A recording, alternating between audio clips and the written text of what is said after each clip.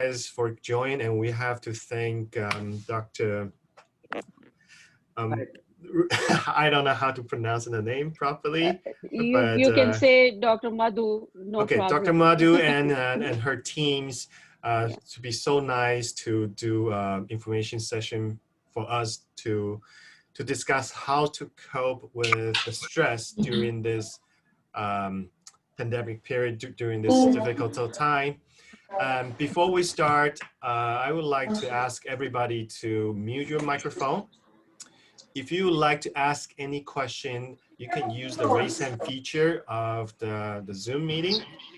So that way we can keep this information session to go as smooth as possible and try not to, and reduce the noise background as well. So please mute your microphone first.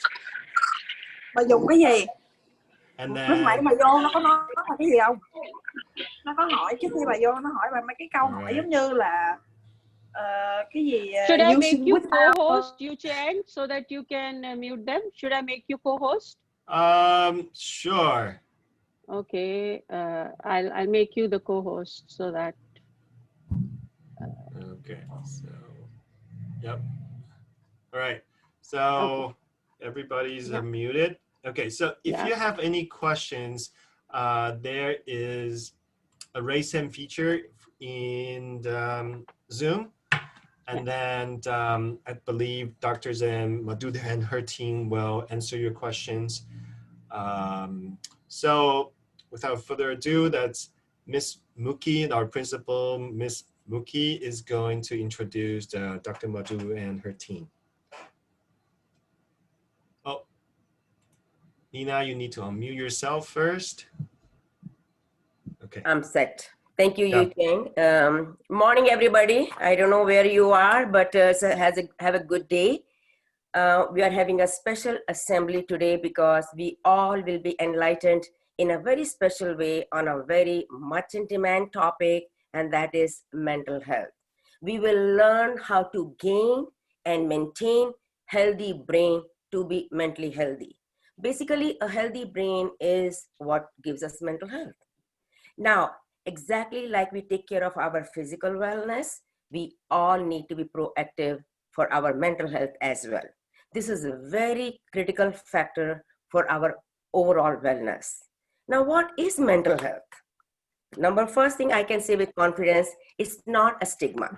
There are numerous definitions of mental health, but the one I chose to share with you is mental health actually is a state of successful performance of mental function resulting in productive activities and also fulfilling relationship with people, and listen to this one very carefully, and ability to change and cope up with adversities. Now, after listening to this, who will not want to have these skills or expand on these skills for our mental health? At GLCT, we always talk about overall growth, and now we are going to talk about overall wellness. As an educators, we have a very critical role. Students, this is for you to listen. As educators, we have a very critical role in building your skills and expanding them overall for overall wellness. That includes not only academic, social, emotional, and also psychological. Today, I have an honor and my pleasure of having a very efficient, professional, and established registered psychologist with her wealth of experience and distinguished team with us. We are very fortunate to have Dr. Madhu Bhardwaj and her team with us, and they are giving their time and they have prepared well so that they can enlighten all of us. We all will be learning something new for the effects of the COVID and how do we manage them or cope up with the day-to-day strategies. So Dr. Bhardwaj has an international experience of 3 decades international. So for last 2 decades, she, with her expertise team of 12 therapists working in Toronto, so in Ontario for last 2 decades. So having said that, Dr. Bhardwaj and the team, the floor is all yours. It's our immense pleasure to have you here.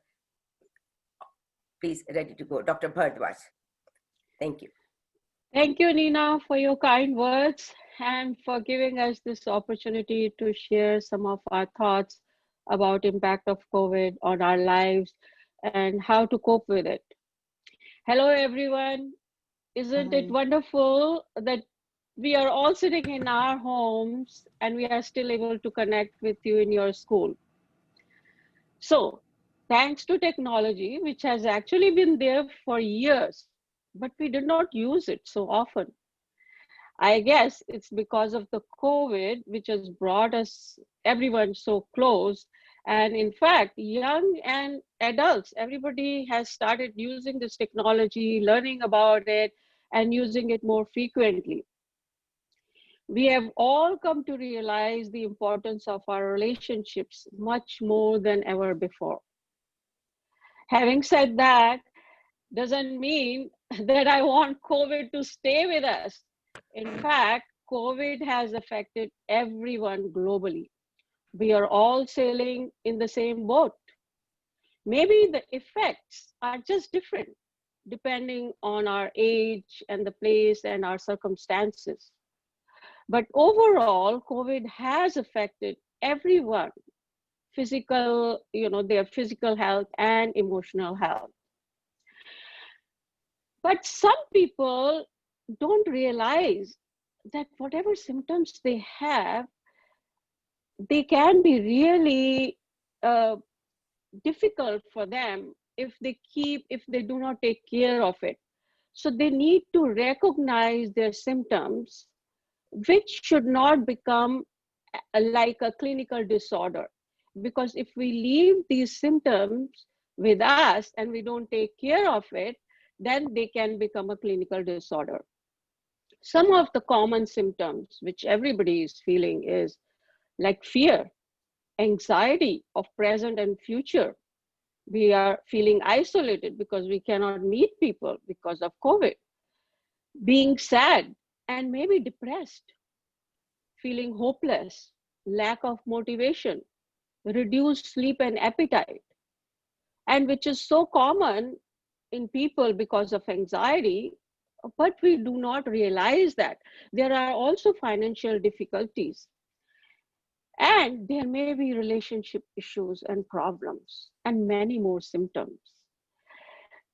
So what I want to say is that we need to recognize these symptoms, and we should not let it become a clinical condition.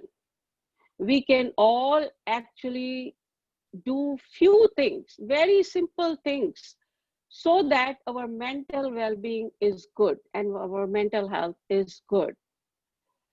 And as we know, prevention is always better than cure. So today, that's what we are going to talk about. In my panel today, we have a team of very competent therapists, and we are going to talk about at least one thing, one strategy, coping strategy, which you can use during this stressful period of COVID and take care of your mental well-being. And for sure, you can ask questions. At the end, we will have some time for questions. In between, you can ask questions. Feel free to do that. So our first panel member is Hema Sandhu. She's a very senior psychotherapist and has been practicing for many years. She is going to talk about how to stay positive during these tough times. Here is Hema Sandhu. Yeah, thank you, Dr. Bhardwaj. Hi all, and good morning. I hope everybody can hear me. Technology at times lets us down when we need it the most. But anyways, so today I'm going to be talking about how to stay positive during these tough times. I'm sure you're all wondering that how can we stay positive, right? With so much uncertainty around us, deaths everywhere, anxiety, and there's no knowing that whether there'll be a tomorrow coming. So how can we try and be positive? But trust me, this is the best time to train ourselves to be positive, because being positive is a habit, and we need to train ourselves right now so that in future, if we are ever faced with a situation like this, we have the resilience to handle it. So what we can do is that, first of all, I'll just give a little brief introduction about the science of positivity. What happens is that whatever our thoughts are, whatever consistently we are thinking, the consistent thoughts go to our mind, and then the brain, based upon the thoughts which the brain is receiving, will give out, will release its chemicals, and it is like a curtain or a little filter, and through which we will start seeing things. For example, if you're always complaining that I am sad, I'm hungry, there is nothing happening, I don't have a job, the COVID is killing me. So the brain is getting this consistent message all the time, and there is a negative filter. And whatever the brain will, the chemicals the brain secretes are all going to be negative. But on the contrary, if we give positive messages to our brain, that whatever is happening is okay, I can handle this, I am grateful for my health, I'm grateful for living, I'm grateful for my family, the brain starts getting those messages. And the filter which is there becomes positive. So whatever we do, whatever we touch turns into positivity. So that is a basic little bit understanding of how the brain functions. So what we can do, the first thing that we need to try and do is, I know it's going to be pretty hard, to be grateful, to start thanking about everything that we have in our lives. I know we'll again wonder what is there to be grateful about right now, but you can be grateful about your life, about about having food on the plate, about having roof on your head. Those are some little things we can all be grateful about. And once we start being grateful about these little things, we start thinking positively. And another way you can start building your gratitude is by trying to help other people who are in trouble. At this point of time, you can just go out and volunteer, do something good for other people. When you do good for others, it is so fulfilling that you start feeling good about yourself as well. So, and also it also gives us a feeling that basically I did something for somebody who was even in a worse state of mind than I was. You can just go pick up the groceries for your neighbors, or you can just go send some good messages, maybe on technology. Just wish somebody a happy birthday on Facebook, which you've never done. Just do good things. The more good things that we do, the better it starts becoming, the positive we start becoming. So it's not a very difficult thing to do, that just be nice and be good, and then you get into a habit of doing all these good things. We can, just to cope up with all the stresses which we have at present, it's also a good way to go back and draw our strengths. Think about certain things in life. I'm sure we've all gone through a lot of critical moments. We've all handled death, we've all handled separation. We could get over those things. We got the energy, we got the resources inside us to face all that, and we got over those. We will get over this tough time as well. So get all your resilience back. Learn from the experience which you had earlier. That will make you much stronger, because if you could do it then, you can do it now, and then you are also prepared to do it in future. Nothing is, I don't think anything is going to be bigger than what we are in right now. So if you can handle this, you will be able to handle anything else in your life. Keep it as a training period, that okay, I have to stay positive, I have to do good, I am not going to get into a bad mood. So what also helps at this time is that we need to try and relax and watch some pursue some creative hobbies, something which we have never had a chance to do, something like knitting, or something like, a lot of people are doing cooking right now, they never had an opportunity to do it. So how it helps is that you are so focused about doing this particular activity that you don't think about the anxiety around you. So get into something which you have never had an opportunity. Just make the most of this time at present. Some people, we also need to go a little easy on watching news all the time, 24/7. We want to know what's going on. It is very important to know what is going around. So watch a reliable TV channel like CNN works for me. Find out whatever is happening, because we need to know what's happening around us. So watch it for about an hour a day, but don't go 24/7, because television has its thing. They will put up some sad stories. They will show about what is going on in the world, and which adds to our own personal stresses. So watch Thank TV, you. Yeah. but watch some light-hearted stuff as well, some fun stuff, which again, which right now Netflix is really, binge watching is on, because it keeps the mind off all the other anxieties and stresses which we have. So Thank pursue you. something which you have never had an opportunity to do, and also right now build up on your relationship, which we never get the opportunity to hang out with them. Do video calls, Zoom calls, talk to your relatives, talk to your friends, which you've never had an opportunity to in a while. But so filter your entertainment, filter your internet opportunities. Just don't keep on watching everything which is being given to us.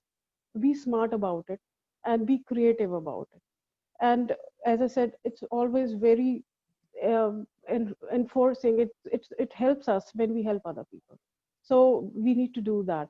As a strategy, I would also want that every one of us who are here, that either right in the morning or once in the night, we need to have a diary. Start writing down 3 things each day which you are grateful for, which you have been thankful for. It can be your family, it can be your significant other, it can be your children, it can be food.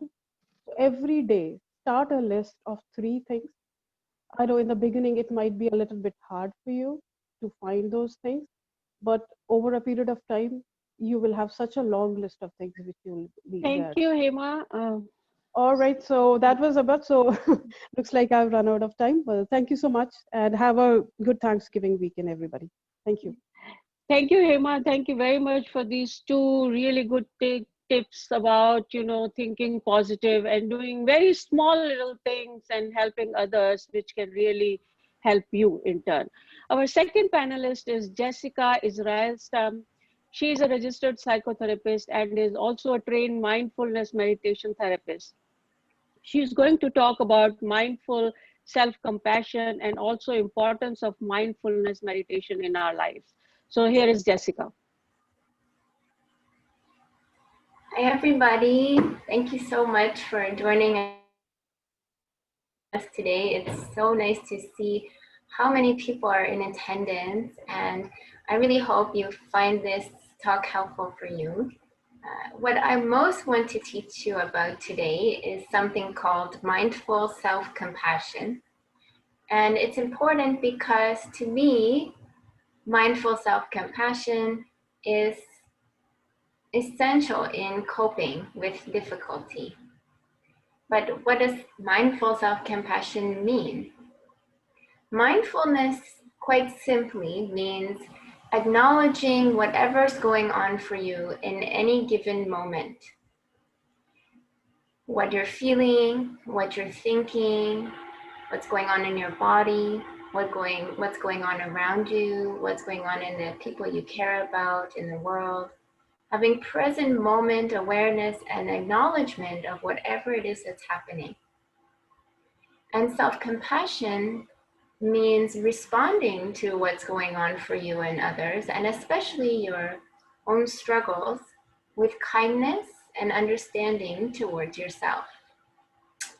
Now, developing self-compassion for anybody can be challenging sometimes. We're often quite critical of ourselves. We can even be critical of ourselves about how we cope with difficulty, that we're not doing good enough, that we're not trying hard enough, that we're not staying happy enough, positive enough. And so we need to practice being self-compassionate.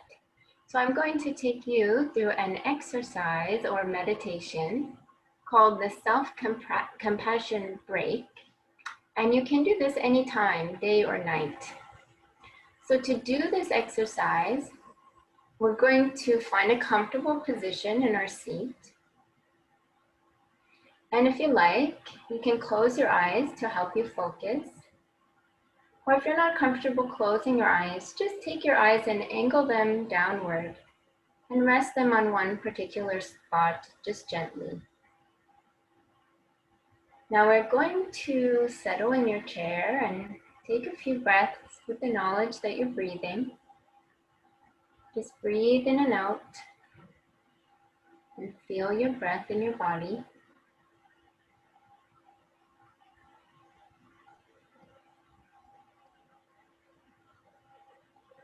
And I'm going to ask you to call up some suffering. So I invite you to think about a specific situation in your life right now that's difficult for you. Maybe you're feeling stressed, or you're having a relationship problem, or you're worried about something that might happen. You're feeling the pressure of high expectations on you. Think of any situation that's difficult, but not overwhelmingly difficult. Not the most difficult thing in your life, but something that causes some suffering. And just get in touch with the situation.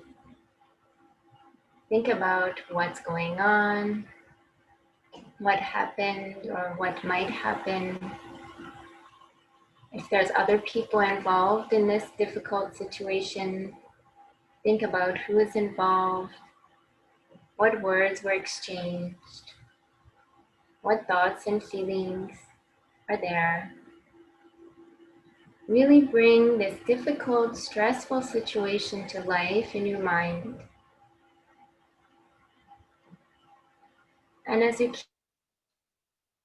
keep this situation in mind, I'm going to be saying a few phrases for you to repeat to yourself. These are phrases designed to help us learn and remember the three components of self-compassion when we need it the most.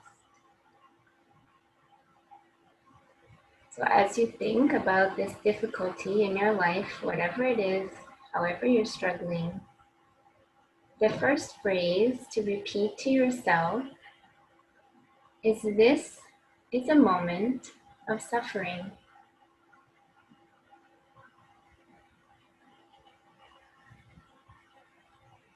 So we're bringing mindful awareness to the fact that suffering, that hardship is present.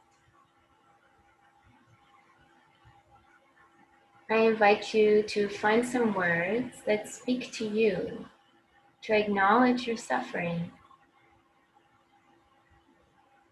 Like, this is really hard for me right now, this situation. I'm really struggling.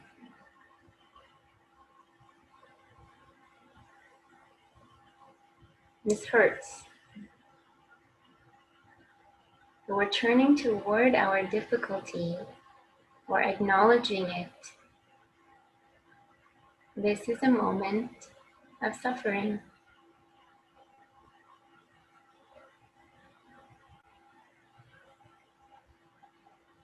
The second phrase to repeat to yourself is, "Suffering is part of life. It's part of being human.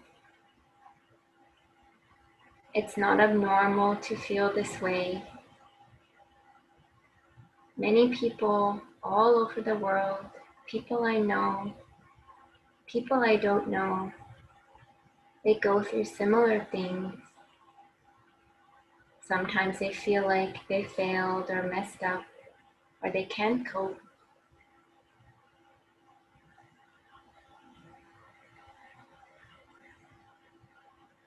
Suffering is part of life. It's human to suffer, to have hard times.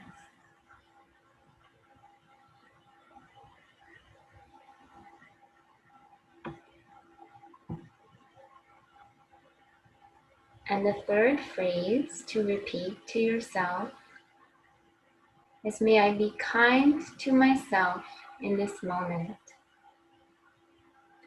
And I invite you to yourself to put your hand over your heart or somewhere else on your body that feels soothing. Even just having your hands in each other's hands in your lap. You'll feel the warmth of your hands, your gentle touch. Seeing if you can let some feelings of care stream through your fingers and into yourself.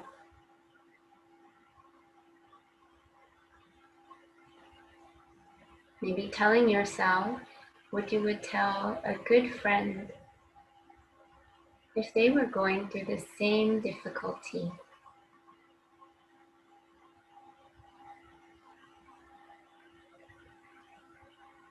I'm here for you. I'm sorry you're suffering. It's going to be okay. May I be kind to myself in this moment.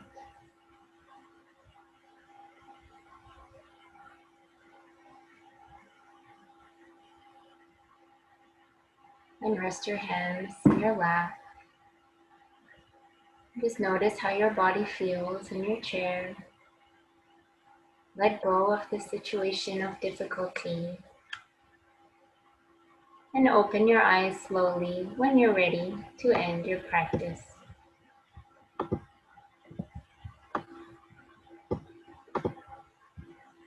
Thank you, Jessica, for the wonderful meditation practice. I think we can't do it today so much, but we can do it every day for 5 minutes. You know, it's a great way to take care of our mental health.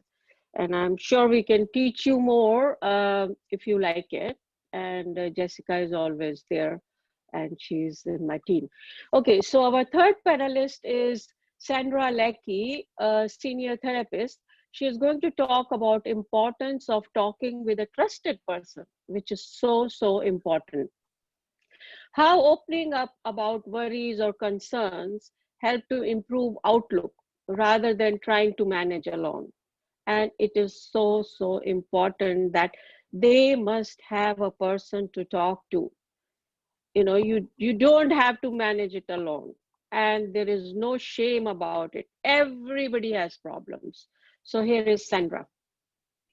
Thank you, Dr. Bhardwaj, and thank you, Jessica, for the meditation as well. And as Dr. Bhardwaj mentioned, we're talking about the importance of finding someone. You don't need many people in your life to talk to this about, but if you can find one trusted person when you are feeling some anxiety, that is all you need to cope. And it is a form of self-care, as meditation is, and it has been proven to reduce anxiety. So as you're heading into your school year, there are natural anxieties that come with that. In fact, studies have been done around the world that show under normal circumstances, not even during COVID, that typically between 30 and 64% of first-year university students feel a great deal of anxiety. So know that you're not alone, and there's nothing to be reluctant about sharing or to feel ashamed of. This is perfectly normal. And the way to keep it perfectly normal is not to bottle it up. You know, think of your own lives and think about what happens if there's something that's bothering you and you don't share it. You choose to withdraw.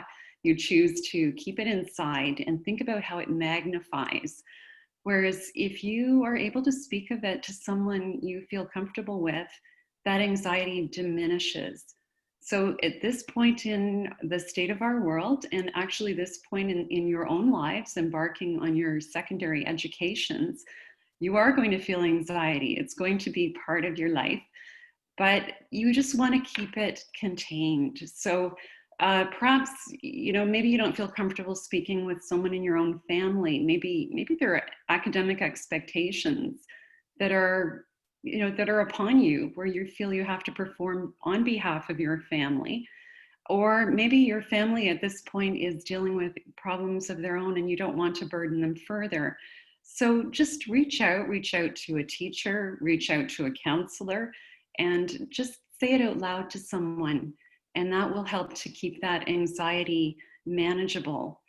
And just to finish on a positive note, I would like to point out to you, it's important to know that the studies also show, under normal circumstances, that this high anxiety that first-year students feel at the beginning of the year typically tapers off. By the end of first term, you'll notice a difference. By the end of second term, you'll be feeling even less anxiety. And so now you're dealing with a little bit more on your plate. You've got COVID to manage as well, but just know that that's the trajectory, that how you're feeling right now is not the way you're going to feel always. It may last for a little while. And also, if you're feeling anxious, this does not define the rest of your life. This is a point in time, and that helps you to put it into perspective as well. So thanks for your time, and good luck with your year. Good luck with your education. Thank you. Wonderful, Sandra. Thank you. Thank you so much. Thank you so much. And I, at this point, I want to tell everyone, all the students, that we are here to help you anytime you want to talk to someone who you can trust, and in confidential environment, you can always ask your school counselor. They can get in touch with us or any other professional, but don't be alone. Okay. Our next panelist is Rupika Sharma, a solution-focused therapist and a registered psychotherapist. She is going to talk about how self-care helps in resource activation process. Here is Rupika. Thank you, Dr. Bhardwaj. Hello, everyone, wherever you guys are. I hope you all are having a good time. Thank you for joining in, everyone. And it's a great opportunity to learn what we can do during COVID to help manage ourselves better, effectively, and healthily. For me personally, COVID has given me an opportunity to practice self-care, and in a way I have attempted to find many resources by practicing self-care. It can be as simple as cooking my favorite food, reading my favorite book, talking to my best friends, which I haven't spoken to from a very long time. In many ways, it helped me a great way.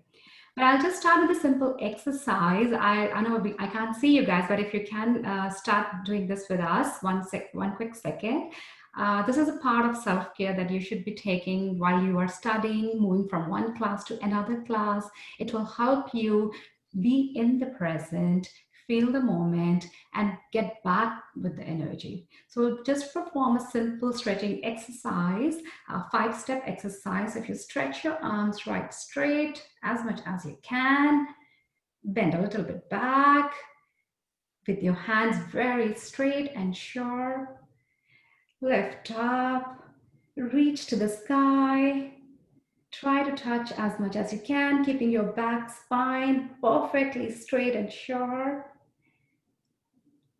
Moving your right arm here, supporting with the left, patting yourself, for you have been doing a great job already. And on the left with the right. Yes, you have been doing a great job. You survived through this time. And the last one. And let's get back. Perfect. If everyone is doing that, you can feel a little just of fresh energy right in you in this moment. So just a quick snapshot of what self-care is. I'll just share this picture with you. So these are self-care items that we normally talk about. It can be physical, like sleep, stretching, walking, physical release, healthy food, yoga, rest. And likewise, there are categories of emotional, social, and spiritual types of self-care. These activities, if you see stress management, emotional maturity, forgiveness, compassion, as Jessica suggested, kindness, having boundaries, going in contact with other people that you haven't spoken to in a long time, that these all contribute to self-care. Self-care is deliberately, purposely doing something for our own self, for a better self, for a healthy self. One of the best takeaway that I had during COVID that I have done is I've written a note to my future self. I would suggest if you all want to practice that sometime, it is a very healthy tool. I'll be opening that letter next year in March, where I have written how I have been coping through the lockdown, the news, the stress, the trauma of all these things that we are going through. But we survived. We managed to come here today also, and we'll keep moving on in the next moment as well. Just to wind up, if you guys can quickly play a game with us, that would be great. I'm sharing a self-care bingo, and I would like the first person to complete the bingo, write their name and that they did it in the chat box. I hope you are all able to see this perfectly.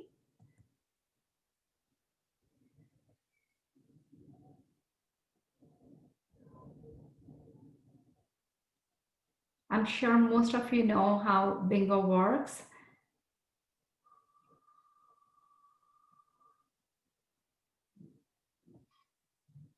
Do we have any winners there? I must check it. Oh Did yeah, I anybody- see some You of them can see? are, yes, I see some of them are scratching down. What did they do? So No. you see, you have been doing these things. That's Yes, yes. fantastic. Fantastic. Oh, that's great. I see Tracy, I see Canto, Claire, Dia. Fantastic. Shaheen. Perfect. That's fantastic. So kudos to Very all of you. nice. 3 cheers to all of you who are practicing this and keep practicing it. Wow, fantastic. Oh my goodness me. That is an incredible thing. I see So too many many of names. them. Yeah. That's So excellent. that's a Excellent. fantastic thing. You are already practicing self-care, and I encourage you all keep practicing it throughout your school year and keep yourself healthy mentally and physically.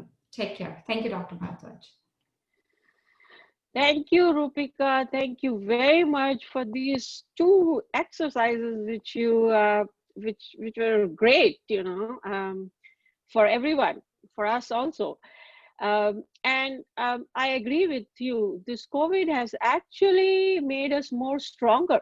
Now we know we can face anything, even if it's a very stressful situation, we can face it. We can do something about it. And the letter which you said that you have written, and you will be seeing it next year, right? And see how you cope with it. It's a wonderful idea that we should know how we dealt with this stressful situation. Anyways, so our next panelist is Sarah Jaglal. She is a therapist helping young students. She will talk about the academic side of self-care, resources they could use if they are having a difficult time studying, reaching out to friends for support, etc. Here is Sarah. Thank you, Dr. Bhardwaj. Hi, everyone. Thank you for joining today. I know a lot of things in our life have changed since the coronavirus outbreak, which has caused a lot of disruptions in our life, including the way we learn, study, and socialize with our classmates. Before COVID-19, some of you may have been used to studying in a public library or at a coffee shop. But unfortunately, COVID-19 has changed our routines. This is a time where we've been forced to figure out how to adapt. Now that many of you are spending more time at home, or maybe even in your bedroom, you may begin to feel a little bit isolated. It is important to create a study space that helps you be productive, so I've come up with a few tips that you might find helpful. First, find a few study spaces. So identify a few places around your home that can help change up your usual routine. Since going to a coffee shop or a library may not be an option, choose a similar space at home, like the kitchen table, study desk, or a dining table. Maybe make a cup of hot chocolate or some tea and play some instrumental music in the background in order to replicate the experience of being in a coffee shop. The point is to find creative ways so that you can feel inspired and motivated to study. Next, remove distractions and set boundaries for yourself. So make sure you set a specific time aside for learning and studying and only use this time for that purpose.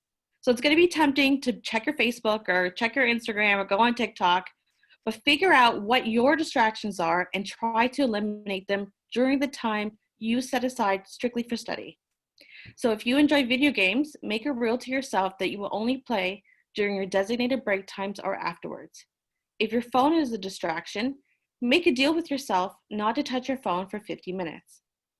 Maybe turn off your phone, whatever it takes to help you stay focused, including being near distracting people and the television. And also, your bed or lying down on a sofa could also be a distraction because it'll make you sleepy. Next, have easy access to everything before you start studying. So clear up your study space, have a comfortable chair, have your pens, your textbooks, and a pad of paper ready to go, and maybe a drink of water or a hot beverage and some healthy snacks. Next, which is very important, is to establish a routine. So try to replicate your normal class day rituals. If you're used to waking up and having breakfast or going to the gym, try doing some of these activities. Have breakfast in the morning. Do some exercises that you can find on YouTube at home. Maybe get dressed, even if you're staying in your room all day. Staying in your pajamas all day will keep you in the mood to relax and sleep. So getting out of your pajamas and getting dressed might make you feel a little bit like you're heading to class. Some other helpful tips are take a break every 20, 30 minutes. Allow yourself to step outside, maybe exercise or do any other activity that you find relaxing. This will help you regain your focus. Also, like Rupika showed us, stretching is also really important. It helps warm up our muscles. It helps stretch out our back to help avoid any backaches, and stretching will give you a boost of energy. Also, listen to some music. Find some music that is not distracting for you. I recommend music with no lyrics, so instrumental music, classical music, or study music, all of which you can find on Spotify or YouTube. Also, eat to fuel your body. So high refined carbs will make your body crash and make you feel sleepy. So these foods include, unfortunately, pizza, donuts, chips, desserts. They're all going to make you feel crummy after. So healthy snacks such as nuts, fruits, carrots, and granola bars will keep your blood sugar maintained and your mind focused. Also, plan out your day on your agenda, either the night before or in the morning. Create a to-do list and set concrete goals for each day and create extra time in your schedule just in case you need to catch up on a few things. Also, relax, do nothing.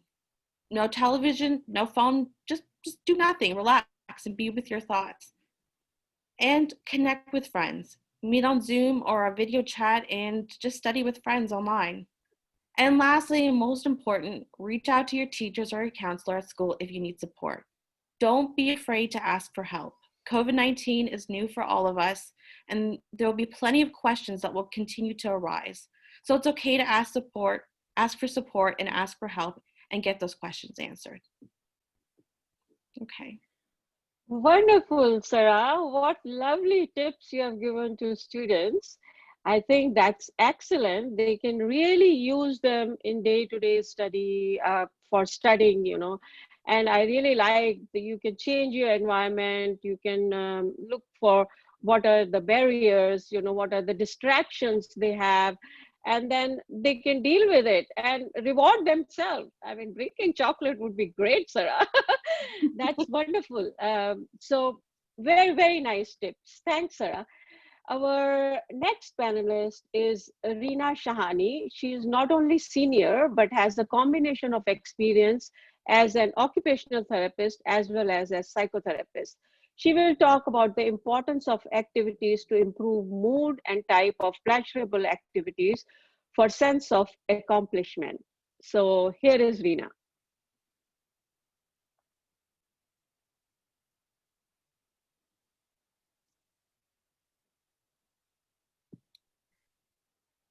Thank you, Dr. Bhardwaj. Hi, everyone, and thank you for joining. We've heard some excellent discussions and coping strategies today. What I'd like to add to our discussion is I'd like to talk to you about the importance of activity on mood. I don't know about you guys, but I've been feeling pretty low with the COVID numbers rising. I think many people are feeling low these days, and more so students like yourselves. I mean, academic stress, test anxiety, you guys have been facing this for a long time, right? I mean, this is pretty normal. But now with COVID, we have so many more restrictions, maybe restrictions on student social life.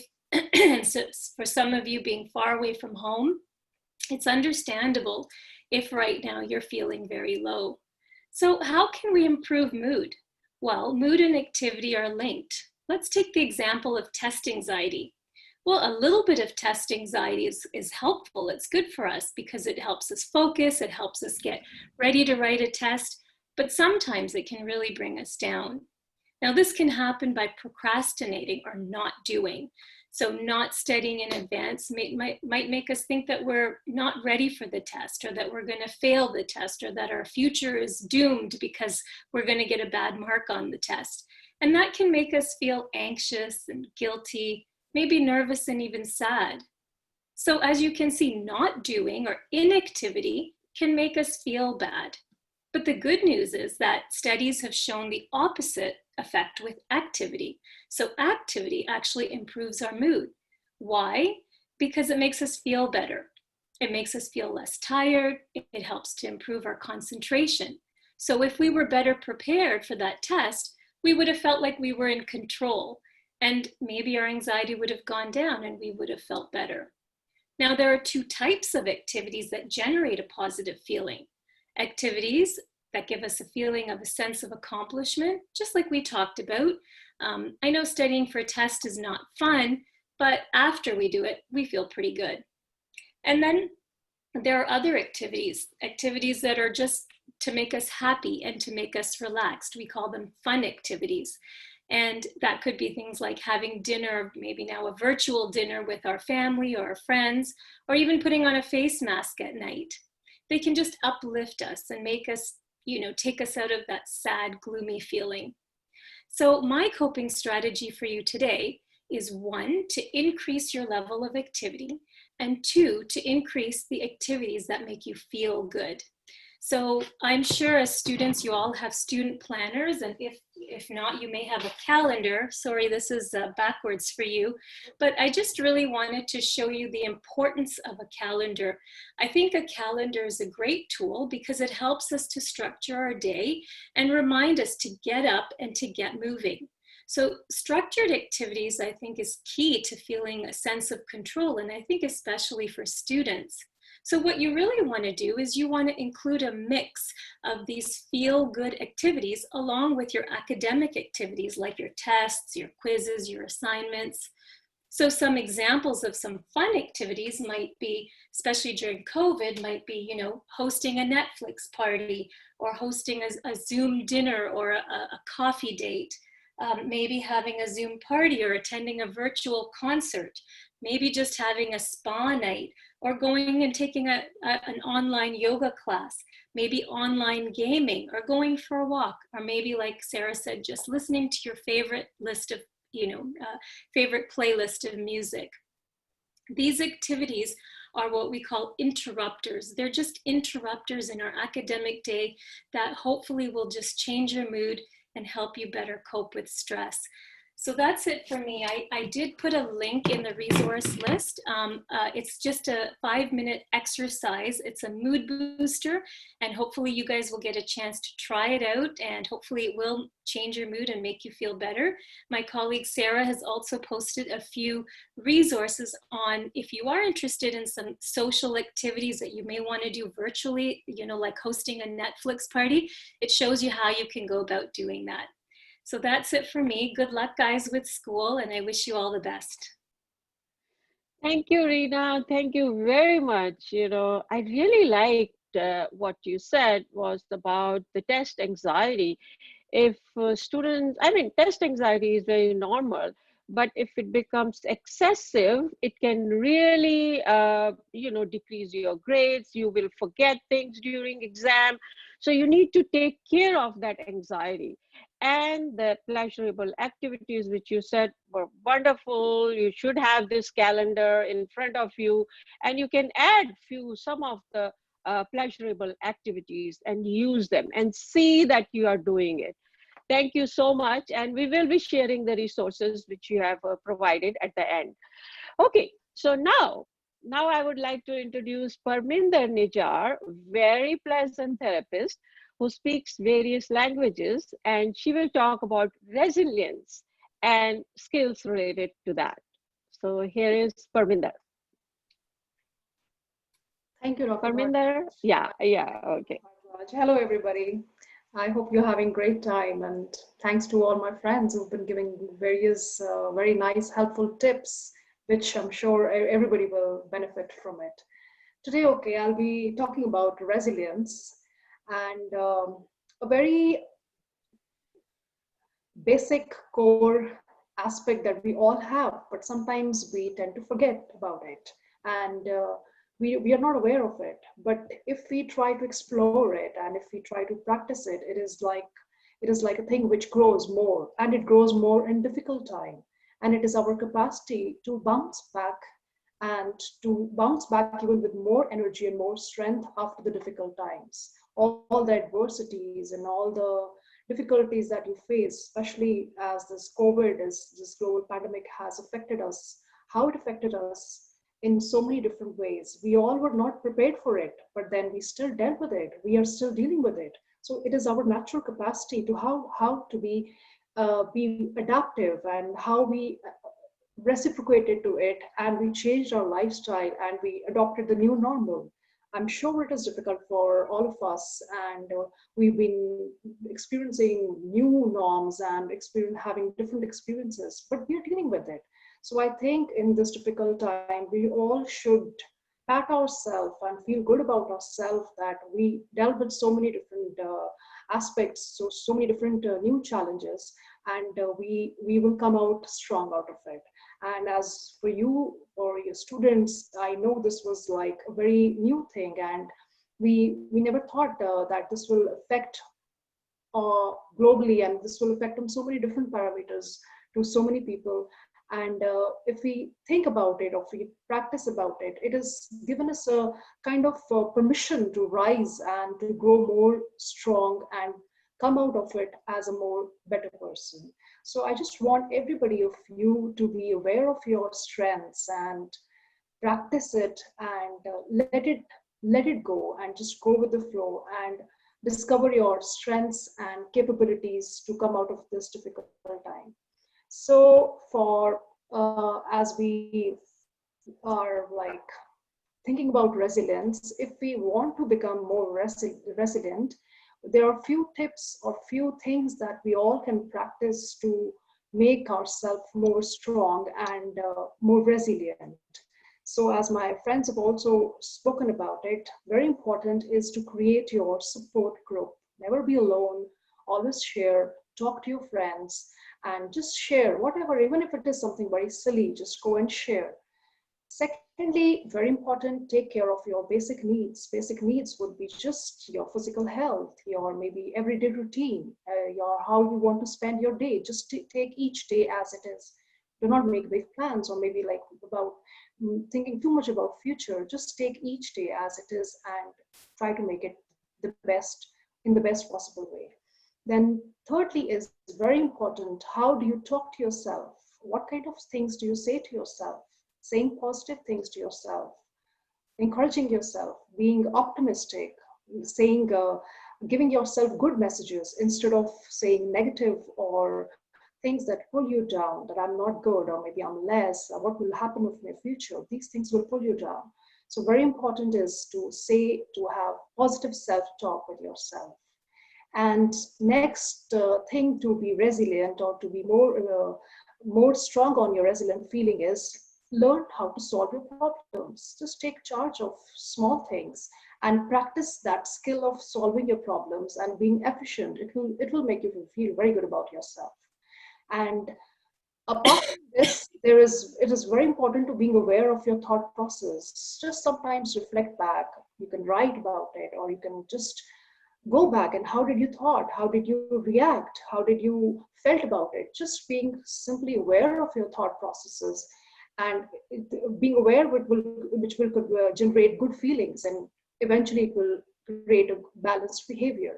So all these things, awareness and getting support and being positive self-talk, this will enable us and give us more strength to be more resilient and to be more adaptive to the difficult situations and times that we are all experiencing. And at last is just to embrace this change. It has changed. We should accept it. The best thing is to embrace this change. This is not going to be forever. It is just for some time. So might as well just accept it and embrace this and just be positive about it. And the aspect of being resilient is just to bounce back and rise up with a smile and get back to all the challenges that we all face, and face them with a smile and a lot of strength. So it's my humble request to all of you that do not give up and just embrace the change and be more strong and positive about this. As we do this, we feel good about ourselves. Thank you. Wonderful, Parminder. I'm already feeling good about it. I think one important thing which you have said is you have to recognize your potentials. If you can recognize your potentials, you can come out as a very strong person. And by doing all these small things which everybody is telling, I guess we can definitely cope with all the problems what we are facing today, the stress we all have. And nobody is alone. As I said, we are all sailing in the same boat. Thank you, Parminder. Last but not the least is Toya Israelstam, wonderful and compassionate licensed psychotherapist. She is going to give us tips on simple daily habits for better mental health, focusing on having a morning routine, something to do when one wakes up in the morning to set the day. So here is Toya. Hi, everybody. Thank you, Dr. Bhardwaj, for that lovely introduction. Yeah, I am the last speaker for today, so I thought what I would do is leave you with kind of one tip that you might find very helpful for your day, kind of to help you with your mental health and well-being for the day. When I chose this tip, I was thinking back to when I was a student, thinking about, what I struggled with the most. And one of the things that I found, maybe it was a particular time of day that I felt, difficult for me, was mornings. Especially if I knew that I was, had a particularly stressful day ahead, or a test or exam coming up, or just a lot of responsibilities, then sometimes it was just the getting up or getting myself to wake up in the morning and get out of bed that I would struggle with the most. Sometimes we wake up and we already have those anxious thoughts in our minds, or, those what if worries for the day. And so what I started to incorporate into my day was a simple morning routine. It's something to get my mind focused on the day and a little bit, out of my head. And so a morning routine can actually be quite simple. It can be as simple as, waking up, getting out of bed, and, opening the blinds and letting some light into your room. It can be, getting up, making your bed. That can be your morning routine. Getting a glass of water, or making some tea for yourself. A morning routine can be journaling. Maybe you keep a journal next to your bed, and you just spend the first 5 minutes of the morning writing your feelings and your thoughts down. I love making a list of some of the things that I'm looking forward to that day, or that I feel grateful for. So sometimes I will incorporate that into my morning routine. And studies actually show that the first habit of our day is the one that's most likely to stick, that we're most likely to continue to do, because our brains associate waking up in the morning with that first thing that we're about to do. So we're more likely to continue to do our morning routines. And this is actually something that I've been doing for years. One helpful tip for a morning routine is not to do something that is greater than your motivation level in the morning. So if you know that when you get up, your motivation level to do anything might only be like a 2 out of 10, but you planned, for your morning habit to go for a run, but that might take the motivation, level of an 8 out of 10, then maybe you don't want to, choose that for your morning habit. You might do something like get out of bed and do a couple yoga stretches. You can even do yoga stretches from your bed, right? So it can be something quite simple, but a really positive and, way to just wake up in the morning, set your mind into a good place for the day. Yeah, so that is the tip that I'm going to leave you with, is to start your own morning routine and see if it makes a difference to the rest of your day. It's also a great way to learn how to incorporate habits into your day, kind of build off of that early morning routine. Yeah, so that is my tip for all of you. Thank you, Toya. That was excellent. I think this is just very simple things which we can do in the morning. We can just follow these small things, but that can give you so much of boost, energy, and motivation to do other things in the morning. And I mean, it's just nothing. It's effortless. You just have to make it a habit of doing certain things which brings pleasure to your life, which makes you more motivated, not the things which don't motivate you, as you said, Toya. So I'm glad that we are right in time, and thank you all the panelists, wonderful tips. And I will just summarize. I'll take 1 minute to summarize few things, which is the first thing, the most important thing for students is, remember, you are not alone. Mental health is an important aspect as our physical health is. Few daily activities can take care of your mental well-being. Always talk to a trustworthy person. Don't keep it to yourself. Do not ignore the symptoms you have. Please recognize them. Don't let them be with you for a very long time. That can become like a clinical condition for you later on. Please contact your school counselor, who can contact us or someone else for you. There are many online resources which you can look into. I'm going to share one slide with you for online resources. Rupika, is it possible for you to share that? And you can take a snap, you can screenshot, or if you want, I can send it to you. These are the resources which you can use for online help. Okay. Yeah, here is Rupika.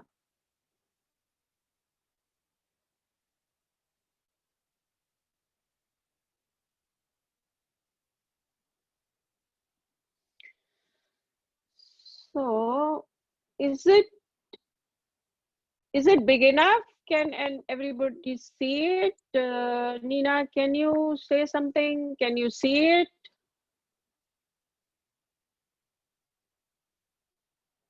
Hello?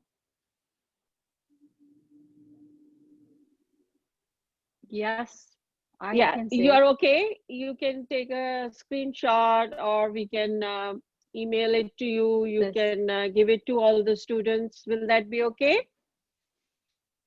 Yes? I guess like can you hear me? Everyone can see here. Now I can hear you, Nina. I was just thinking I can email it to you. You can give it to all the students, whosoever want it, right?